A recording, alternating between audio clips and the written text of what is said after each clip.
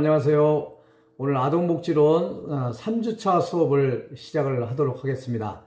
여러분, 지난 2주차 수업은 아동권리란 무엇인가, 아동복지란 무엇인가에 대해서 한번 살펴보는 시간을 가졌죠. 오늘은 여러분들 함께 이 아동복지의 발전 과정에 대해서 한번 살펴보는 시간을 갖도록 하겠습니다. 여러분들, 우리가 이제 이 아동복지론 이제 강의를 이제 3주차에 접어들게 되는데요. 좀 안타까운 소식은 이 코로나19 사태가 빨리 종식이 돼서 빨리 이제 여러분들을 한번 만나 뵙고 대면 수업으로 이렇게 수업을 전환을 했으면 좋겠다라는 말씀을 좀 드리고 싶은데, 아무래도 이 비대면 수업이 계속 연장이 될 듯 합니다. 지금 현재 상황으로는 아마 5월 4일까지 연장이 되는 것으로 지금 이야기가 되고 있는 것 같아요. 아무래도 5월 4주, 이제 7주차까지는 여러분들과 이렇게 비대면 수업으로 할 수밖에 없는 점이 참 안타깝고, 좀 아쉬운 마음 금할 수가 없습니다. 그렇지만 어쩌겠습니까? 이 코로나19 사태로 인해서 이렇게 어려움을 당하는데요. 무엇보다도 이제 대면 수업이냐 비대면 수업이냐 이거를 넘어서 여러분들이 하여튼 건강했으면 좋겠습니다. 한 분도 코로나19로 인해서 어려움을 당하지 않도록 이렇게 했으면 좋겠고요. 특별히 교수님도 많이 이렇게 신경을 쓰고 있는데, 여러분들도 건강에 많은 신경을 쓰셔서 코로나19가 감염이 되지 않도록 항상 주의해 주시기를 바라겠습니다. 자, 그러면 이제 지금부터 여러분들하고 함께 아동복지론 3주차 수업으로 아동복지의 발전 과정에 대해서 한번 살펴보도록 하겠습니다. 자, 그 외국의 아동복지 발전 과정, 그러니까 한번 살펴보고요. 우리나라의 아동복지 발전 과정, 이렇게 두 파트로 나눠서 한번 살펴보도록 하겠습니다. 자, 첫 번째, 우리 외국의 아동복지 발전 과정을 한번 살펴보면요. 이 산업화 이전의 아동복지와 산업화 이후의 아동복지가 다르거든요. 그래서 이 산업혁명, 제1차 산업혁명 있죠? 이 1차 산업혁명 이전까지만 해도 우리는 농경사회라고 얘기를 했습니다. 농경사회라고 얘기를 했는데, 이 산업화라는 것은 뭐냐면 1차 산업혁명이 일어나는 거예요. 그 공업화가 이루어진 거죠. 그래서 도시로 인구가 집중이 되면서 이 도시화가 이루어지고요. 또 산업화가 이루어진, 그래서 농경사회에서 산업화사회로 전환되는 기점이 제1차 산업혁명이라고 이야기를 하거든요. 그래서 농업에서 공업으로 전환되는 그 변화의 물결이 1차 산업혁명 아니겠습니까? 이 1차 산업혁명의 시작은 영국으로부터 시작을 했어요. 영국. 그래서 우리 사회복지에 있어서 영국은 매우 중요한 국가지만, 우리 산업적인 측면에서도 보면 이 영국이 굉장히 중요한 역할을 하고 있는 국가라고 할 수가 있겠습니다. 이 산업화 이전의 아동복지, 산업화 이전의 그 사회상은요, 신분 계급이 낮은 아동은 농노가 돼가지고요, 노동력을 착취당하고 심할 경우에는 생명을 잃을 경우도 발생할 정도로, 그 아동에 대한 복지라는 개념보다는 아동이 하나의 노동의 수단이 되었고 노동력이 되었던 그런 상황이 이 산업화 이전의 아동복지라고 할 수가 있겠습니다. 그래서 이때는 가난하거나 의지할 곳이 없는 아동을 보호하기 위해서요, 주로 교회 시설을 활용하기 이제 시작했던 것이 이 산업화 이전의 아동복지라고 할 수가 있겠어요. 그래서 아동은 굉장히 약자이지만, 이때는 아동, 노인 이런 거에 대한 배려, 뭐 이런 것들이 굉장히 어려웠던 그런 시대라고 할 수가 있겠죠. 그래서 이 산업화 이전의 아동복지는 그 아동의 욕구나 능력이 성인과 별로 다를 게 없다라고 생각했던 사회예요. 그래서 성인과 아동이 분명한 그 차이가 있지 않습니까?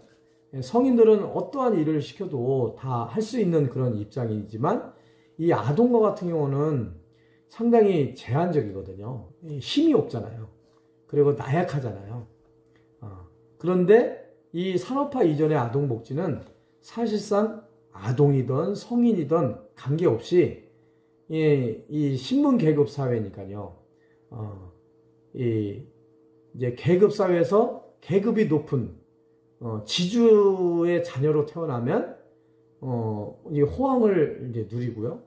그렇지 않으면 노예로 이렇게 살 수밖에 없는 거예요. 그러니까 뭐 아동이나 성인이나를 별로 구분하지 않았던 그런 시대의 상이 이 산업화 이전의 아동복지라고 할 수가 있겠어요. 자, 이 산업화 이전의 아동복지는 이런 이제 신분 계급 사회에서 성인과 아동이 겨우 뭐 별로 이렇게 구분이 안 됐던 그런 시대에서 우리 영국에서 참 의미 있는 법을 하나 만들었는데요.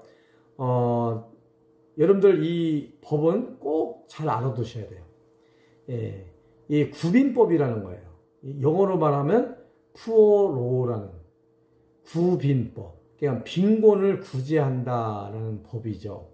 그래서 이 구빈법 Poor Law가 1601년도에 영국에서 제정이 됐어요. 이게 이제 영국에서 엘리자베스 여왕 때 만들어졌다고 해서 우리가 통칭 엘리자베스 구빈법이라는 용어를 사용을 하기도 하고요. 빈민법이라고 번역을 하기도 하고 구빈법이라고 번역을 하기도 해요. 그래서 빈민법이나 구빈법이나 엘리자베스 구빈법, 엘리자베스 빈민법 다 똑같은 용어다라는 의미를 여러분들이 잘 이해를 하시면 되겠습니다.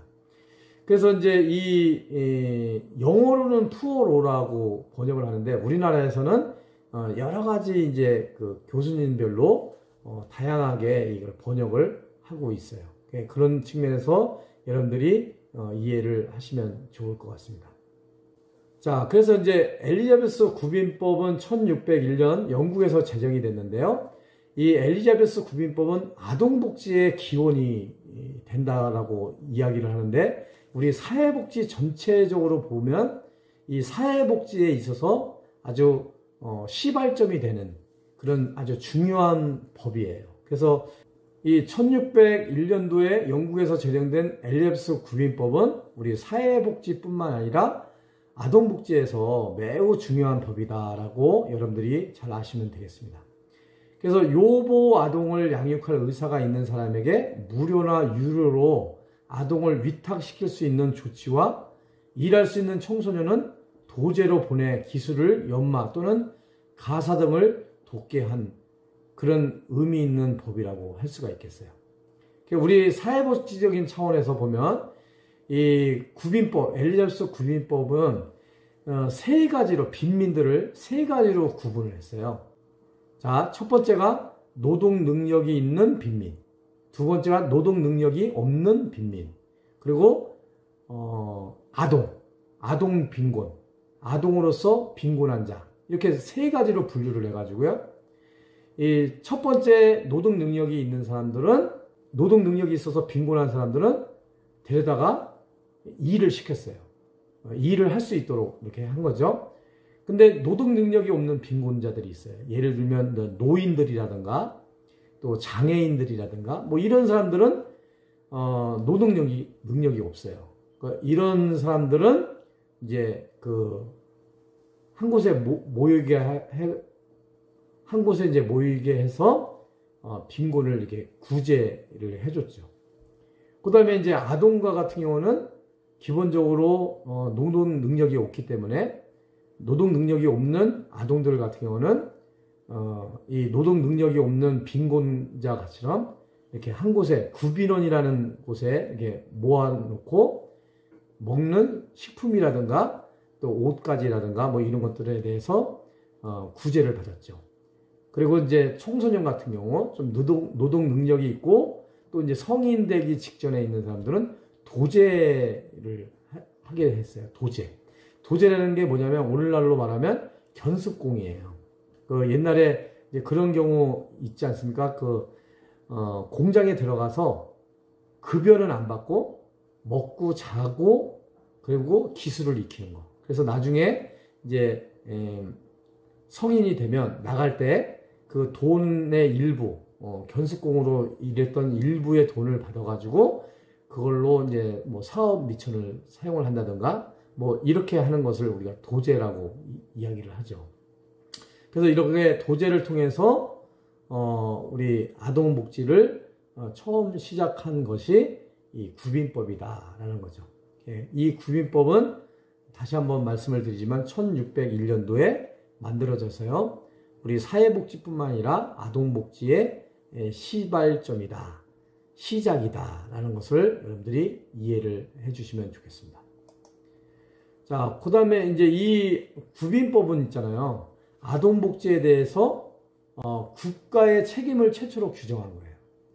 그 전까지만 해도 이 노동능력이 있는 사람, 노동능력이 없는 사람, 노동능력이 있는 빈민, 노동능력이 없는 빈민, 아동에 대해서는 이 교회, 캐토릭을 중심으로 해서 이 교구 단위로 자선사업 차원에서 이렇게 도와줬던 거예요.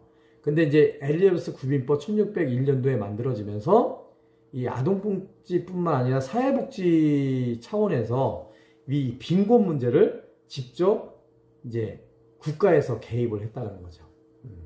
이게 큰 엘리자베스 구빈법, 빈민법이 우리 사회복지에 있어서 큰 영향을 미치는 거죠. 이 1601년도에 이런 법이 만들어짐으로 인해서 현재 와서도요, 우리나라 같은 경우, 뭐 대부분 다른 나라 국가도 마찬가지죠. 국가가 이제 보건복지부라는 뭐 기구, 부처를 만들어가지고 이렇게 사회복지 업무를 담당을 하죠. 그게 이제 시작점이 엘리자베스 구빈법이다라는 거죠. 그런 의미에서 이게 굉장히 의미가 있는 법이다. 그리고 이탁보호제도와 도제제도를 마련을 했고요. 사회적으로 자립할 수 있는 기반을 조성하게 된 배경이 있는 법이 이 엘리자베스 구빈법, 빈민법, 구빈법, 1601년도에 만든 영국에서 1601년도에 만든 법이다라고 이야기를 할 수가 있겠죠. 그런데 이제 이 당시에 이제 초창기 때 이 도제, 이 견습하는 이 제도가 만들어졌기 때문에요. 이 제도의 문제점도 있었어요. 아동의 인권을 무시하고 노동력을 착취를 한다든가, 아동은 가족 또는 장원의 단순한 부속물로 이용을 했다든가 하는 이런 단점이 있었지만, 어쨌든 빈민법, 구빈법에 의해서 이 도제가 실시가 되면서 아동복지의 이제 시작을 알리게 됐다라는 차원에서 처음 아동복지가 시작된 점은 1601년 구빈법이다라는 말씀을 드릴 수가 있겠습니다. 그래서 종교적 자선행위나 개인의 욕구나 권리에 기반을 두고 있어서 근대적 의미의 전문적인 아동복지 사업은 아니었지만 어떻든 이 엘리자베스 구빈법, 빈민법이 만들어지면서 이때부터 이제 본격적으로 복지를 도모할 수 있는 계기가 마련이 됐다라고 할 수가 있겠죠. 이 이후에요, 이 아동 구빈법이 스핀햄랜드법으로 전환이 됐어요. 스핀햄랜드 제도에 의해서 보완이 되었는데요. 이 스핀햄랜드법은 최저 생계비 이하의 급여를 받는 노동자들에게 일정 수당을 지급하는 그런 제도인데요. 이게 오늘날의 이제 우리나라의 국민기초생활보장법이라고 할 수가 있겠죠. 이런 제도로 이제 보완이 됐어요. 그래서 최저생계비 이하의 급여를 받는 노동자들에게 일정한 수당을 지속적으로 제공을 했는데요. 이렇게 하다 보니까 이 어떤 공적 부조에 따른 지출이 너무 커지는 거예요. 그래서 노동 능력이 없는 사람들에게 국가가 돈을 이렇게 지급을 하니까요. 그래서 새롭게 만들어진 법이 1834년도에 신구빈법이 제정이 되게 됐죠. 신구빈법. 1834년 신구빈법, 신빈민법 이렇게 얘기를 하는데요. 이거 역시도 여러분들이 잘 숙지를 해둘 필요가 있습니다. 1601년도에 엘리자베스 구빈법, 1834년도에 신빈민법이 제정됐다는 거. 이 신구빈법은요, 몸이 성한데도 피구호민인 노동자를 부도덕적인 실패자로 보는 보다 엄격한 철학에 입각했던 거고요. 몸이 성한 빈민들에게는 구빈원에서 일하는 자들을 제하고는 아무런 원조도 주지 않도록 해서 노동자들을 자극해서 자선보다는 정식 일자리를 찾도록 하는데 목적을 뒀던 거예요. 너무 과다한 지출이 일어나니까요. 몸이 성한 사람들을 일을 할 수 있도록, 일자리를 찾을 수 있도록 했다는데 큰 의미가 있어요. 그래서 빈민법은 노동 능력이 있는 사람들에게는 돈을 지출을 하지 않도록, 그래서 스스로 노동 능력이 있는 사람들은 일자리를 찾을 수 있도록 하는데 그 목적을 뒀다는데 그 의미가 있고요. 이러한 그 신구빈법은 오늘날의 우리나라의 국민기초생활보장법이 처음에 만들어졌을 때 1999년도에 처음에 만들어졌을 때 이 원칙을 포함을 해서 국민기초생활보장법을 만들었어요. 예를 들면 이 생산적 복지의 개념이에요. 그리고 그 국민기초생활보장법에 보면 조건부 수급자라는 게 있어요. 조건부 수급자. 그래서 당신이 가난하기 때문에 국가에서 당신이 먹고 사는데 문제가 없도록 돈을 도와주되, 내가 도와주지만, 국가에서 도와주지만 당신은 일할 능력이 있기 때문에 일을 해야 됩니다. 만약에 일을 하겠다면 도와주고 일을 하지 않겠다 그러면 도와줄 수 없다. 그래서 일할 수 있는 근로 능력이 있는 사람들에게 도와주긴 도와주되 일을 할 수 있도록, 일자리를 찾을 수 있도록 독려했던 것이 이 조건부 수급자거든요. 그래서 이제 이것이 어디서부터 왔냐면 1834년도에 신구빈법에서 온 제도라고 할 수가 있겠어요. 그래서 우리나라에서는 1999년도에 국민기초생활보장법을 만들면서 이 조건부 수급자라는 제도로 이 제도를 포함을 시켰죠. 그래서 여러 가지로 우리 현재 이제 뭐 국민기초생활보장법을 배우는 시간이 아니기 때문에 구체적으로는 말씀을 안 드리겠지만, 이 1834년도에 신구빈법에서 나온 그 내용들이 국민기초생활보장법에, 공공부조법에 많이 삽입이 돼 있어요. 이것은 나중에 이제 2학년 2학기 때 사회복지법제와 실천이라는 과목을 배우면서 그때 다시 말씀을 드리겠습니다. 그래서 이제 이 신구빈법 이후에요, 1930년대와 1940년대 사회입법으로 구빈법은 광범위한 공공복지 서비스 체제로 대치가 되는 그런 기회가 됐죠. 그래서 이 1601년도에 빈민법, 1834년도에 신빈민법이 이어지면서 이것이 전 세계적으로, 영국뿐만 아니라 전 세계적으로 하나의 공공부조 제도로서의 기반을 닦는 그런 계기가 되었습니다. 그래서 우리 사회복지 입장에서는 굉장히 중요한 그 빈민법, 구빈법 굉장히 중요한 법이고요. 여러분들이 요 1601년도 민법, 또 1834년도에 신빈민법, 이거 잘 숙지를 하시면 좋겠습니다. 자, 산업화 이후에는 아동복지가 어떻게 바뀌었을까요? 근대 산업사회는요, 성인기구와 구분해서 아동을 아주 독특한 시기를 통해서 성장한다는 점을 인정하기 시작을 했어요. 그래서 성인과 아동을 구분하기 시작을 했죠. 그래서 아동의 문제와 관련된 최대의 관심사는 집단적인 수용 보호의 효율성에 대한 비판으로 집중이 됐어요. 그래서 이 당시에는 이제 아동들, 빈곤한 아동들의 문제를 해결하기 위해서 주로 고아들 집단 시설에 이제 수용을 해가지고 키운 거죠. 그래서 이제 이런 집단적인 수용 보호의 효율성에 대해서 많은 지탄이 일어나면서 1851년도에요. 빈민생활조건 개선협회에서 노숙 아동이라든가 방임 아동을 보호하는 아동시설을 이제 설립을 하게 됩니다. 개혁가들이 아동시설의 참혹성을 사회에 알려서 정부 차원의 개선이 이루어지게 되었어요. 그래서 이때부터 집단 이제 수용시설 발전을 하게 된 거죠. 그래서 1802년도에 옥명공장 등의 도제의 건강과 품성을 위한 법률을 제정을 했고요. 1819년도에 공정법을 제정을 해서 아동에 대한 노동시간을 제한하는 것으로서 아동을 보호하기 시작을 했습니다.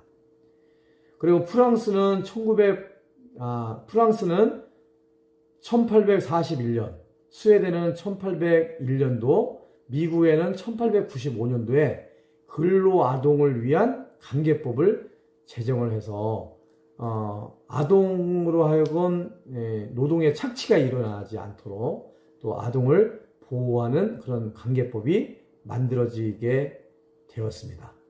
이제 현대 산업사회로 변화돼서요, 이 미국의 누즈벨트가 아동을 위한 부모 역할의 중요성과 가정생활의 중요성을 강조를 하게 되는데요.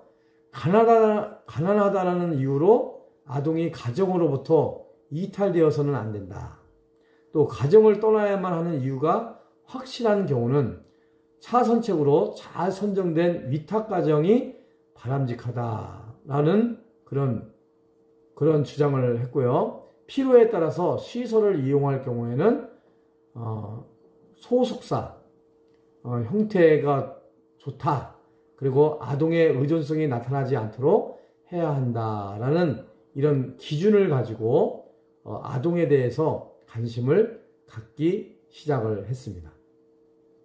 그 연방정부의 아동 문제를 전담하는 아동국을 설치를 했고요. 요보호 아동에 국한하지 않고 일반 아동으로 확대하는 보편주의적인 아동복지 제도가 도입을 하게 된 것이 현대 산업사회에서 등장을 하게 된 거고, 미국에서 처음 이렇게 시작을 했다는 거죠. 그래서 이 요보호 아동은 필요할 요자예요. 보호를 필요로 하는 아동. 그 일반 아동은 보편적인 그런 아동이라는 거죠. 자, 미국의 연방정부에서는 아동 문제를 전담하는 아동국을 설치를 하고, 요보호 아동에 국한하지 않고 일반 아동으로 확대하는 보편주의적인 아동복지 제도를 도입을 하게 됐고요. 1933년도에는 아동청소년법을 제정을 해서 아동과 청소년에 대해서 관심을 갖게 되었다라고 할 수가 있겠습니다. 이 1933년도 아동청소년법을 제정을 하게 됐는데요. 이 법은 일반 아동과 청소년의 복지와 사회 참여를 활성화시킨다. 그리고 아동복지에 대한 국가적인 책임을 강조하고요. 복지 대상이 일반 아동까지 확대될 수 있도록 아동수당 및 가족수당 제도를 도입을 하게 된 그런 대표적인 법이 아동청소년법이다 라는 거죠. 1933년도에 미국에서 이렇게 제정을 하게 되었습니다. 그러니까 미국 같은 경우는 1933년도에 벌써 아동수당과 가족수당을 도입을 했음에도 불구하고 우리나라는 최근에 이제 아동수당을 도입을 해서 1인당 이제 한 10만 원 정도의 아동수당이 지급이 되고 있죠. 그거에 비하면 우리가 한참 이제 뒤처져 있다라고 볼 수가 있는 거죠. 그 영국에서는 1946년도에 제정된 가족수당 제도의 개선책으로 1974년도에는 모든 아동을 대상으로 해서 아동수당법을 제정을 해서 아동수당이 지급될 수 있도록 이렇게 했고요. 위탁가정과 아동시설 요보 아동을 보호하는 가장 발전된 형태로 추진이 되었고요. 아동의 개별적인 욕구에 맞게 보다 효과적으로 대처할 수 있도록 법을 발전시켰습니다. 그리고 소규모 가정시설, 특수아동의 욕구를 충족시키기 위한 특별 위탁가정을 개발을 했죠. 그래서 영국에서는 이 아동복지를 이러한 단계로 추진을 하게 되었습니다. 자, 1959년도에요. 유엔에서는 아동 권리를 선언을 했고요. 그래서 아동 권리 선언을 선포를 했고요. 1979년도에는 아동의 해를 지정을 하고요. 1989년도에는 유엔 안전 권리 협약을 채택을 했습니다. 이 유엔 아동 권리 협약은요, 아동 권리와 아동 복지에서 매우 중요한 거라고 생각이 돼요. 그래서 1989년도 유엔 아동 권리 협약을 채택을 했다라는 것을 꼭 기억을 해 두실 필요가 있겠습니다. 이 유엔 아동 권리 협약은요, 아동 권리 지표 개발을 위한 아동 모니터링 제도 등을 필요로 하고요. 또 1981년도에 세계에서 처음으로 노르웨이 왕에 의해서 아동 문제 옵주부맨이 임명이 됐고요. 옵주부맨은 모든 아동 관련 단체에 접근할 수 있는 권한을 부여를 해줬어요. 그래서 이러한 시민단체들의 활동이 컸는데요. 이 협약을 기초로 하는 단계부터 개입해서 국가의 아동 권리에 대한 보고를 주시하고 권리 협약이 제대로 성장할 수 있도록 사회 환경을 변화시키는데 커다란 몫을 차지한 것이 시민단체예요. 이미 이제 이 영국에서는 이런 시민단체, NGO라고 그러죠. Non-Government Organization에서 NGO라고 그러는데 이 NGO 활동이 이때 이제 많이 이루어졌어요. 우리나라는 이 NGO, 시민단체 활동이 1980년도 우리 올림픽 때 있었죠. 1988년도 이때 이제 한참 이제 민주화 운동이 일어나면서 이때부터 이제 시민단체 활동이 왕성하게 일어나고 있고 지금도 여러 이제 시민단체들이 활동을 하고 있죠. 이때 이제 우리 영국에서 활동했던 그 단체들이 Save the Children이에요. Save the Children. Save the Children, 그 아동 기금, 또 아동 권리에 관한 정보 협의회, 이런 단체들이 활발한 활동을 하고 있죠. 우리나라에도 Save the Children 이 단체가 많은 활동을 하고 지금 있습니다. 그 아동 권리는 증진되고 부모가 아동에 가지고 있던 권리는 감소되는 방향으로 전개가 됐죠. 그래서 이제 아동은 이제 아동의 권리, 아동의 복지는 아동은 뭐 능력이 없다. 그렇기 때문에 부모들 아니면 성인들이 그 아동을 무시하고 아동을 경시하는 그런 상황에서 이제는 이제 아동 권리를 증진시켜야 된다. 또 아동 복지를 도모해야 된다라는 측면에서 아동의 권리는 아동의 인권은 높여주고 부모가 아동에게 가지고 있던 권리는 감소시키는 그런 결과를 초래를 한 것이 이 산업화 사회 이후에 현대 산업 사회의 특징이다 라고 할 수가 있겠습니다. 이 아동복지 서비스의 발전 과정인데요. 20세기, 지금은 이제 21세기라고 하지 않습니까? 21세기. 그러니까 이제 20세기 전과 20세기 후를 우리 아동복지 서비스 발전 과정을 한번 비교를 해보면요. 20세기 전까지만 해도 우리나라는 우리나라가 아니라 20세기 전까지만 해도요. 우리 아동복지는 집단적 수용 보호를 해줬어요. 이 집단적 수용이라는 개념은 오늘날의 이제 전문 용어로 시설복지라고 해요. 시설복지. 그래서 뭐 옛날에는 고아원을 만든다든가 양로원을 만들면 뭐 100명, 200명, 막 300명 가지고 집단으로 거의 수용을 해가지고 보호를 했던 그런 시대가 있었어요. 요게 20세기 전까지만 해도 그렇죠. 그래서 뭐 고아원, 양로원 그러면 대규모의 고아원, 대규모의 양로원, 뭐 거의 수용시설을 방불케 할 정도로 이렇게 했죠. 그런데 이제 요즘은 그렇게 안 합니다. 그러니까 고아원들도요, 또 양로원들도 뭐 100명, 200명 이게 이제 점점 사라지면서 소규모의 수용 보호를 해줘요. 요즘은 이제 수용시설이라는 그런 용어를 안 씁니다. 대부분 이제 생활시설 이렇게 바뀌었죠. 옛날에는 수용시설 뭐 이렇게 표현을 했었거든요.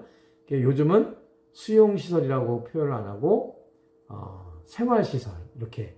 그래서 규모도 뭐 한 10명 이내, 뭐 20명 이내로 이렇게 해서 복지를 도모를 하고 있죠. 자, 그 다음에 이제 20세기 전에는요, 시설보호 중심이었어요. 시설보호, 어떤 시설을 수용을 하는 거예요. 그런데 이제 20세기 이후 현대사회에서는 재가보호 및 지역사회 보호를 강조를 해요.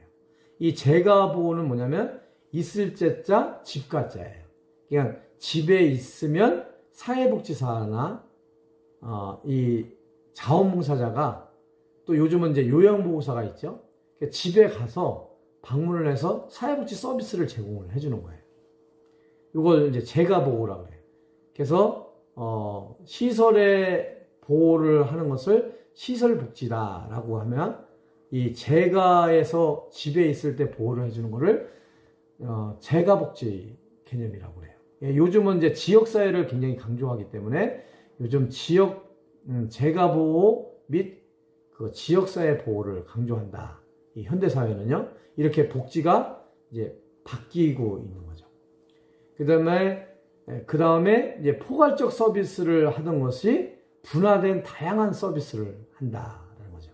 옛날에는 그냥 뭐 이것저것 뭐 많이 했어요. 이것저것. 그런데 요즘은 이제 이것저것 많이 하는 게 아니라 특화된 그리고 다양한 그런 서비스를 제공을 하게 되었죠. 그 다음에 옛날 20세기 전까지만 해도요, 비전문적인 서비스였어요. 이때는 사회복지사라는 제도가 없었죠. 네. 사회복지사라는 제도가 없이 이제 자원봉사자들을 중심으로 해서 복지 서비스를 했다면 이제는 전문적 서비스로 바뀌었어요. 여러분들 이렇게 이제 여기 공부를 하고 있는데요. 여러분들이 이제 전문적인 서비스를 제공하기 위해서 이렇게 전문가가 되기 위해서 하는 거 아닙니까? 그리고 여러분들이 나중에 나가서 이제 사회복지 서비스를 제공하는 사회복지기관이라든가 요양원이라든가 양로원이라든가 고아원이라든가 요즘 고아원이라는 용어를 안 쓰죠. 보육원이라는 용어를 쓰죠. 뭐 이런 데 시설에 가서 이렇게 사회복지 서비스를 제공을 하게 되죠. 그래서 이 산업사회 이후, 그러니까 21세기 이전과 21세기 이후 최근의 현대사회의 모습은 이렇게 집단에서 소규모로, 시설에서 재가로, 또 포괄적인 거에서 분화적인 서비스로, 그 다음에 비전문적인 서비스에서 이 전문적인 서비스로 이렇게 점점 발전돼 가고 있다라는 거죠. 이게 이제 오늘날의 우리 아동복지의 발전 과정이라고 할 수가 있겠습니다. 자, 그러면 우리나라 한번 아동복지 발전 과정에 대해서 한번 살펴볼까요? 자, 근대 사회의 아동복지로 넘어가면요. 조선 말에는 조선 말 고종 25년도에는요. 프랑스 교회가 서울 명동에 천주교회인 고아원, 천주교회 고아원을 개설을 했어요. 그리고 고종 32년도에는요. 인천에 천주교 부속 고아원을 설립을 해요. 광무 10년도에는요. 10년에는 이피라 황실 하사금과 정부 보조금으로 경성 고아원을 설립을 했고요. 자, 1910년도에는 조선 총독부 산하에 재생원을 설립을 했어요. 이 경성 고아원을 인수해 가지고요 운영을 했고요. 강복 국립육아원의 전신이 되었던 것이 이 재생원이에요. 그 이후에 조선소년운동협회가 만들어져 가지고요 1923년 5월 1일에 제1회 어린이날에 소년운동 선언을 발표를 했고요.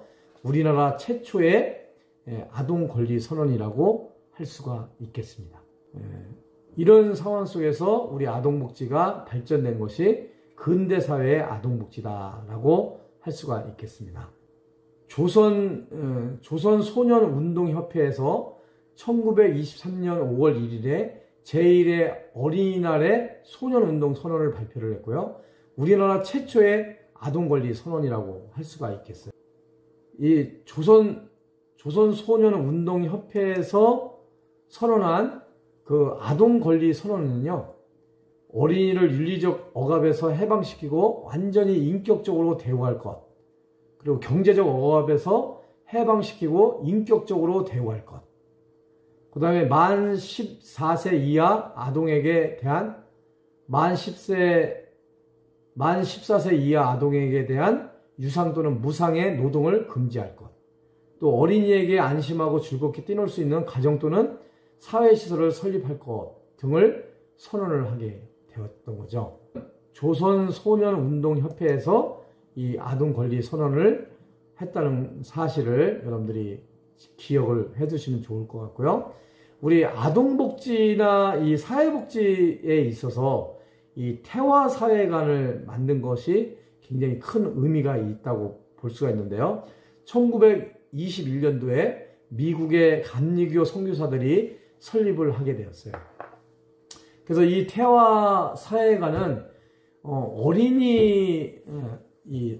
이 태화사회관은요 아동복지 차원에서도 중요하지만 우리 사회복지 차원에서도 최초의 사회복지관이라는 측면에서 참 의미가 있어요.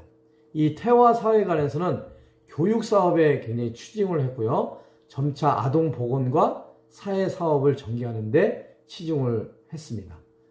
그 다음에 이후에 경성연합 소아건강구제에서 지역의 아동보호 활동을 전개를 하게 되었고요.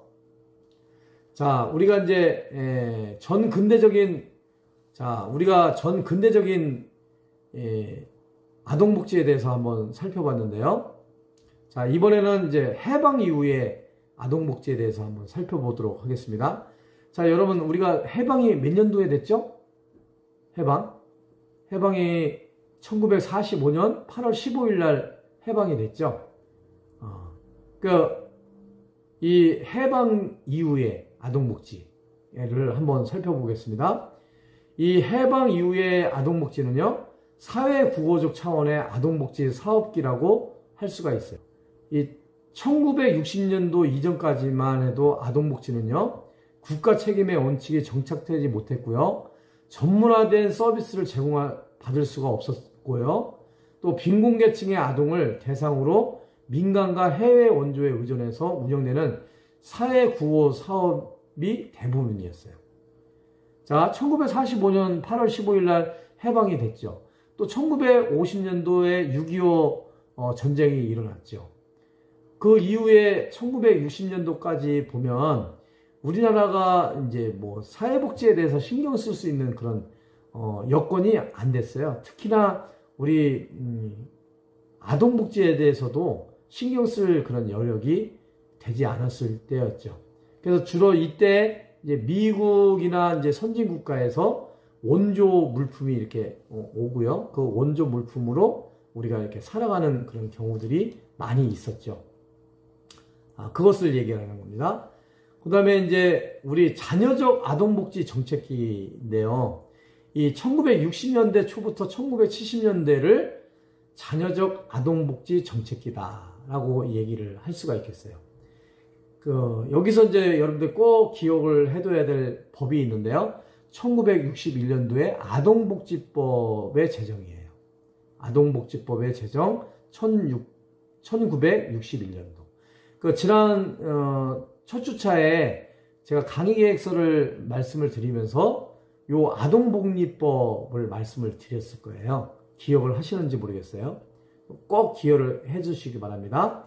자, 1961년도에 아동복리법을 제정을 했는데 이 아동복리법의 기본 골격은 뭐냐면요. 요보 아동에 대해서 보호를 해주는 법이에요. 그러니까 이제 예를 들면 고아, 장애 아동, 이런 아동들, 꼭 보호를 필요로 하는 아동들에 대한 선별적 복지의 개념에서의 아동복리법이었다라는 것을 여러분들이 기억을 하시고요. 1969년도에 아동복지법 시행령에 근거해서 미인과 타가시설 임시조치령을 공포를 했고요. 타가소를 어린이집으로 명칭을 변경하고 정부의 지원이 시작된 때가 1969년이라고 할 수가 있겠고요. 이때 이제 하여튼 1960년대에 우리 아동복지는 보호를 필요로 하는 아동을 중심으로 하는 선별주의적인 원칙에 기초한 자녀적 형태의 서비스에 국한되었다라는 데 특징을 가지고 있습니다. 우리가 이제 사회복지를 할 때 선별주의적인 원칙, 보편주의적인 원칙, 보편복지와 선별복지 이렇게 설명을 하거든요. 이 선별복지는 뭐냐면 전체에서 일부만을 복지 혜택을 누리게 해주는 거예요. 자, 보편적 복지는 뭐냐면요. 전체를 복지 서비스를 제공을 해주는 거예요. 그래서 이 선별적 복지의 대표적인 것은 국민기초생활보장법이라고 할 수가 있겠어요. 국민기초생활보장법은 전체 국민 중에서 빈곤한 사람들을 보호를 해주는 법이거든요. 국민기초생활보장법, 즉 말해서 공공부조법이 선별주의적인 원칙에 해당된다고 할 수가 있겠죠. 보편주의적인 복지는요, 전체를 대상으로 하는 거예요. 예를 들어서 전체 국민들을 대상으로 해서 실행하는 복지제도. 대표적인 게 사회보험제도죠. 이 사회보험제도는 국민연금, 국민건강보험제도, 그 다음에 이제 고용보험, 산재보험, 그 다음에 노인장기요양보험법. 이렇게 5대 사회보험을 우리가 사회보험이라고 얘기를 하죠. 그래서 아무튼 이 1960년도에는 아동복지가 요보호 대상자들만, 보호를 필요로 하는 대상자들만 보호를 했다라는 측면에서 선별주의적인 원칙에 기초한 법이 아동복리법이었다라는 거 여러분들이 기억을 하시면 좋겠습니다. 자, 이제 1980년도부터 이제 이후까지요. 지금 현재까지 통합적 아동복지 정책의 모색기다라고 할 수가 있겠습니다. 통합적 아동복지 정책의 모색기. 요보호 아동뿐만 아니라 일반 가정 아동을 위한 발전적이고 예방적인 복지 프로그램의 필요성이 주장이 되면서 이때 통합적인 아동복지 정책을 모색하는 그런 계기가 됐죠. 그래서 1981년도 4월에 이 아동복리법을 아동복지법으로 전문 개정이 되면서 이 아동복리법은 선별주의적인 원칙을 고수를 했다면 이 아동복지법은 모든 아동을 대상으로 하는 보편주의적인 원칙에서 아동복지법을 만들었다는 데 의미가 있어요. 그래서 1961년도 아동복리법 꼭 암기를 해야 되겠지만 1981년도 아동복리법을 만들었다는 것도 여러분 아동복지에 있어서 매우 중요한 법이기 때문에 꼭 여러분들이 연도하고 법 명칭을 암기를 해두시기를 바라겠습니다. 1982년도에 장애자의 해에 따라서 심신장애자 복지법을 제정을 하고 공포를 했고요. 또 1982년도에 유아교육진흥법을 제정해서 새마을 유아원을 보급을 했고요. 1987년도에 남녀고용평등법을 제정해서 근로자 자신을 위한 직장 타가소를 설치를 했고요. 또 1989년 9월에 아동복지법 시행령을 개정을 해서 1982년 삭제된 보육시설의 설치 운영의 근거를 부활하게 되는 계기가, 그래서 오늘날까지 이렇게 사회복지가 이렇게 쭉 이어져 오고 있다라는 것을 말씀을 드릴 수 있겠습니다. 자, 그러면 아까 이제 아동복리법 얘기했죠. 아동복지법 얘기했죠. 요 표를 이렇게 한번 보시면요. 요보호 아동의 보호, 일반 아동의 보호, 이렇게 되어 있는데요. 요보호 아동을 보호하는 것은 1961년도 아동복리법이고요. 일반 아동의 보호를 하게 되는 법은 1981년도에 아동복지법이라고 할 수가 있겠죠.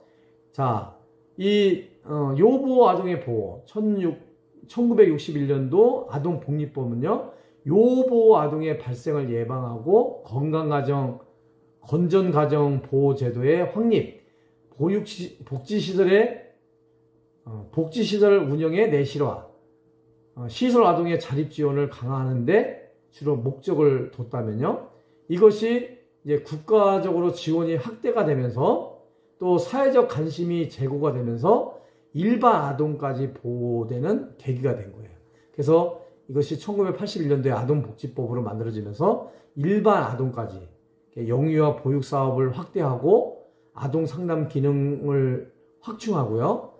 어린이 애호 사상에 함양을 하고 아동 유해 환경의 제거를 통해서 아동 전용 시설의 확충이 이루어지게 된 거겠죠. 그래서 이렇게 우리나라의 아동복지는 아동복리법, 요보호 아동을 보호하는 차원에서 이제는 전체 아동을 보호하는 그런 체계로 변화가 됐다는 거죠. 이 표를 여러분들이 잘 이해를 하시면 좋겠습니다. 그 다음에 이제 1991년도에 영유아 보육법을 제정해서 공포해가지고요, 보건복지부로 일원화를 했어요. 그러니까 영유아 보육 업무를 보건복지부로 일원화해서 보건복지부에서 이 어린이집의 모든 그 보육을 담당을 하게 되었죠. 그 다음에 1991년도에 유엔 안전 권리 협약을 비준을 해서요, 아동의 건전 육성을 도모하기 위한 국가의 지원이 확대되고 사회적 관심이 제고가 되는 계기가 되었죠. 그리고 2004년 1월에 영유아 보육법을 전면 개정을 해가지고요, 이때부터 이제 선별적 보육 개념이 아니라 보편적 보육 개념이 도입이 되면서 보편주의적인 보육 이념의 강화가 이루어졌고, 아동 권리의 기본 원칙이 천명이 되면서 보육을 범정부적 정책 과제로 설정을 하게 되었어요. 보육의 공공성을 강화하고 보육의 전문성을 강화하고 보육 행정 및 운영에 있어서 수요자의 참여를 활성화하는 등의 중점을 두게 되었습니다. 그리고 이제 2005년부터요, 보육교사 국가자격증 제도를 도입을 했어요. 또 보육시설 평가 인증제를 이때부터 실시를 했죠. 그래서 이 어린이집을 보육시설이라고 하거든요. 그래서 어린이집 보육시설이 제대로 보육을 할 수 있도록 국가에서 영유아 보육법, 영유아 보육법을 아주 강화시키면서 이제 공보육화하는 그런 단계를 2004년, 2005년도에 이어서 또 2009년도에는 이 보육시설 미이용 아동의 양육비 지원을 위한 양육수당제도, 또 보육서비스 이용권 제도 및 보육시설 안전공제 사업 제도의 도입을 근거를 마련을 했고요. 보육정책의 대상이 시설 이용 아동만이 아닌 전체 영유아로 확대가 되고요. 취업 보육 대상의 다문화 아동을 포함을 해서 양육수당을 신설을 하게 되었어요. 그래서 이제 보육시설의 이 말은 뭐냐면, 보육시설에 다니는 아동에 대해서만 정부에서 지원을 해주는 것이 아니라 가정에서 양육받는 그 아동에 대해서도 양육수당을 지급을 하게 되었죠. 그래서 통상 20만 원에서 뭐 30만 원 이렇게 지급이 되고 있습니다. 그래서 어린이집에 다니는 아동들에 대해서는 정부에서, 지방자치단체에서 100% 보육료를 지원을 해주고, 그리고 어린이집에 다니지 않는 자녀들은, 집에서 자라나는 자녀들에 대해서는 양육수당을 지급을 함으로 인해서 영유아 보육법, 이 영유아 보육법을 전면 개정을 해가지고요, 아동들이, 어린 아이들이 잘 자랄 수 있도록 국가에서 책임을 질 수 있도록 발전하고 있다라는 거죠. 자, 2012년 7월에는요, 경제적, 사회적, 문화적, 정서적으로 빈곤 상태에 있는 아동을 위해서 국가에서 아동빈곤위원회를 설치를 했어요. 그 다음에 아동의 빈곤 예방 및 지원 등에 관한 법률을 제정해서 2016년 12월 일부 개정을 해서요, 빈곤 아동에 대한 실태조사를 정기적으로 실시하고 공포를 했고요. 2013년 3월 일부 개정된 영유아 보육법에서는 국가와 지방자치단체로 하여금 보육에 필요한 재원을 안정적으로 확보할 수 있도록 책무를 부여하고 무상 보육이 이루어질 수 있도록 근거를 마련을 하게 됐죠. 그리고 2014년 2월 일부 개정된 영유아 보육법에서는 아동학대 행위 방지를 위해서 명령을 신설을 했고요. 아동의 안전과 보호에 노력을 하게 되었습니다. 또 2014년 1월 28일에는요, 아동학대 범죄 처벌 등에 관한 특례법을 제정을 했고요. 그래서 아동학대에 대해서 특별한 관심을 많이 갖게 되었고요. 2015년 아동정책조정위원회 제1차 아동정책 기본계획을 확정 발표를 했고요. 2017년도 영유아 보육법을 또 변경, 개정을 해서요, 영유아의 보호자에게 영유아의 성장, 양육 방법, 보호자의 역할, 영유아의 인권 등에 대한 교육을 실시하도록 명시를 하게 되었습니다. 그래서 아동 인권뿐만 아니라 아동 복지에 대해서 지대한 관심을 갖게 되었다라는 말씀을 드릴 수가 있겠습니다. 자, 1989년도에는요, 모자복지법을 만들었어요. 이 모자복지법은 뭐냐면, 어미 모자, 아들 자자예요.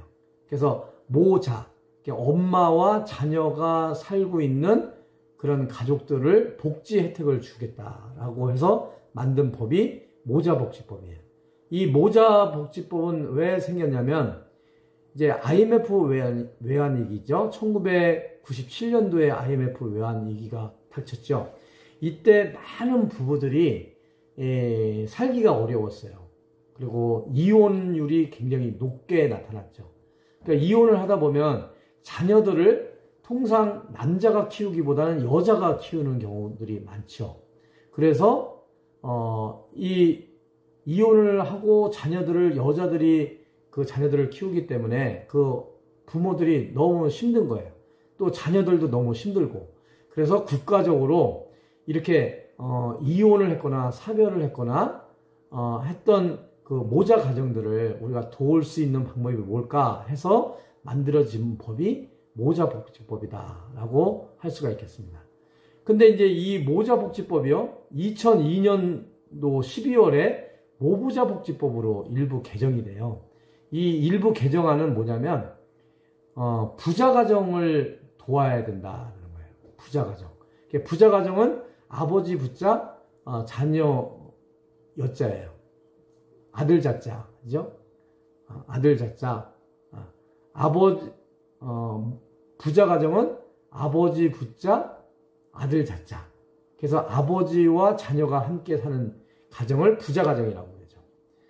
그 처음에는 이제 이혼을 하게 되면 통상 이제 그 부인이 그 엄마가 그 자녀들을 책임을 졌는데 이제 여성들의 이제 사회 진출도 늘어나고 하다 보니까 이혼을 하면서 굳이 내가 왜 자녀를 키워야 되느냐, 나는 자녀를 키우지 않겠다 하고 그 아빠가 어쩔 수 없이 자녀를 양육해야 되는 그런 상황이 전개되는 그런 가정이 있는 거예요. 그런 가정을 우리가 부자 가정이라고 하는데, 이 부자 가정도 우리 국가로서 또 사회로서 도움이 이렇게 필요한 거죠. 그래서 우리가 모자 가정, 부자 가정을 다 도와야 된다 해서 처음에 모자복지법으로 만들었던 거를 모부자복지법으로 다시 일부 개정을 해서 모부자복지법으로 2002년도에 개정이 됐고요. 이렇게 또 실시를 하다 보니까 이제 이혼을 하게 되면 이제는 이제 엄마도 떠나고 아빠도 떠나고 그 자녀들만 남게 돼서 그 할머니, 할아버지들이 이렇게 양육을 해야 되는 그런 상황이 발생이 되는 거예요. 이것을 우리가 조선가정이라고 얘기를 하죠. 조선가정에 들어가면 이 부모들이 일단은 조선가정은 할머니나 할아버지 그 손주가 이렇게 함께 사는 건데, 이 할머니나 할아버지가 이제 노동 능력이 없기 때문에 빈곤한 상황에 처하게 되는 거죠. 그래서 이 조선가정까지를 포함해서 모자가정, 부자가정, 조선가정까지 포함을 해서 우리가 한부모 가족지원법이라고 법 명칭을 바꿨어요. 그냥 한쪽 부모만 있다 그래서 한부모 가족지원법이라고 그러는데요. 요거 여러분들이 꼭 외우시면 좋겠어요. 2007년도에 이 한부모 가족지원법으로 전면 개정을 했어요. 2008년 1월부터 시행을 하게 되었습니다. 그래서 이런 한부모 가족 지원법을 만들어서 이제 모자가정, 부자가정, 또 조선가정, 또 더 추가한다면 미혼모 가정까지 포함해서 혜택을 줄 수 있도록 이렇게 법을 만들게 됐습니다. 그래서 자녀가 취약 중인 때에는 22세 미만까지 확대해서 지원을 해줬고요. 조선가족의 경우도 보호 대상자로 함으로써 조선가족 생활 안정과 복지 증진에 도움을 했고요. 또 가끔 학교에서 한부모 가족 관련해서 교육을 실시를 해야 되고요. 한부모 가족 구성원인 아동 청소년을 차별해서는 아니 된다라는 그런 규정을 포함을 시켜서 아동 복지가 여기까지 이제 발전이 되고 있습니다.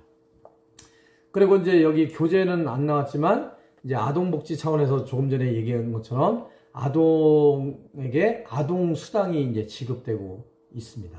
그래서 이제 우리나라 지원이 되고 있습니다.